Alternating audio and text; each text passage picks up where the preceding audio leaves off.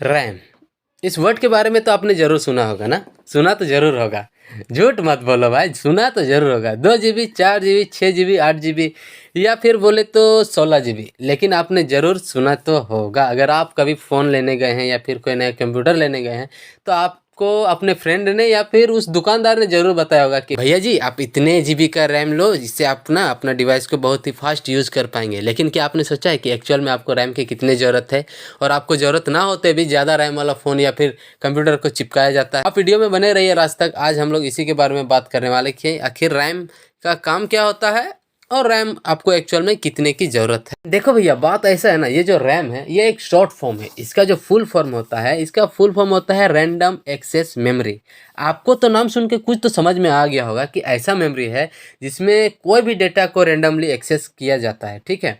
अगर नहीं आया है समझ में तो मैं हूँ ना, मैं बताता हूँ भैया आपको कि रैम होती है क्या है, ठीक। तो रैम जो होती है ना, एक शॉर्ट टर्म मेमोरी होती है। शॉर्ट टर्म मेमोरी मतलब कोई भी डेटा को वो टेम्परेरी बेसिस पे स्टोर करता है। टेम्परेरी बेसिस पे मतलब तब तक ही स्टोर करता है जब तक आप उसमें उस डेटा को यूज में ले रहे हैं, या फिर आपने जब तक उस डेटा को क्लोज नहीं किया है या फिर उस एप्लीकेशन को क्लोज नहीं किया है। अगर आपको समझ में नहीं आ रहा है ना, तो मैं आपको सिंपल सा उदाहरण बताता हूँ, ठीक। मान लीजिए आपके पास एक फ़ोन है, उसमें बहुत सारा एप्लीकेशन है, बहुत सारा म्यूज़िक है, बहुत सारा गाना वगैरह, बहुत सारा बहुत कुछ है, ठीक है। देखो, आपको तो मालूम होगा जो भी डिवाइस हम लोग यूज़ करते हैं उसमें जितना भी सारा डेटा होता है जो कि परमानेंटली स्टोर रहता है। अगर हम फ़ोन का बात करें तो इसमें जो इंटरनल मेमोरी होता है उसमें स्टोर रहता है। अगर हम कंप्यूटर का बात करें उसमें भी इंटरनल मेमोरी में ही स्टोर रहता है, जिसको हम लोग हार्ड डिस्क बोलते हैं, या बहुत से केस में बहुत से लोग एसएसडी भी यूज़ करते हैं, ठीक है। मतलब बात ऐसा है, मतलब आप जब भी कोई भी ऐप को लॉन्च करोगे तो उस केस में क्या होता है ना,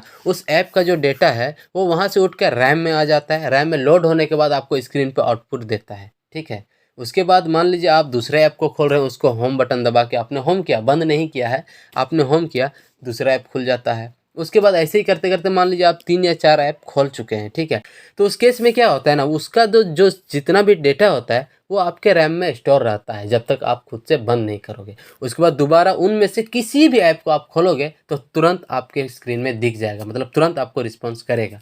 मान लीजिए आपके पास जो रैम है, ठीक है, वो आपने जो 4 ऐप खोला हुआ है उससे ही आपका रैम थोड़ा फुल हो गया। उसके बाद आपने उस सबको होम किया, उसके बाद आपने 5वां ऐप को खोल लिया। तो उस केस में क्या होता है, उन चारों में से कोई ऐसा ऐप होगा जिसका आपने तो इससे पहले यूज़ नहीं किया है, वो खुद ही बंद कर देगा। वो डिपेंड करता है कि आपका रैम को किस तरह से ऑप्टिमाइज़ किया हुआ है। अब आप ये तो समझ गए होंगे कि रैम का काम क्या होता है और कैसे काम करता है। तो ऐसा नहीं है कि आपके पास सिर्फ ज़्यादा रैम होने से बहुत ही फास्ट आप उस डिवाइस को यूज़ कर पाएंगे। डिपेंड ये भी करता है कि आपके फ़ोन में या फिर आपके कंप्यूटर में ये जो प्रोसेसर होता है वो कितना अच्छा क्वालिटी का है, या फिर कितना अच्छा कौन सा प्रोसेसर आप यूज़ कर रहे हैं। अगर आपका प्रोसेसर भी घटिया होगा तो उस केस में भी रैम थोड़ा स्लो ही हो जाएगा। अब आपको तो समझ में आ गया होगा कि रैम कैसे काम करता है, रैम का काम क्या होता है बेसिकली, ठीक है। आप इस वीडियो को लाइक कर दीजिए, अपने दोस्तों के साथ शेयर कर दीजिए और चैनल को ज़रूर सब्सक्राइब कर दीजिए।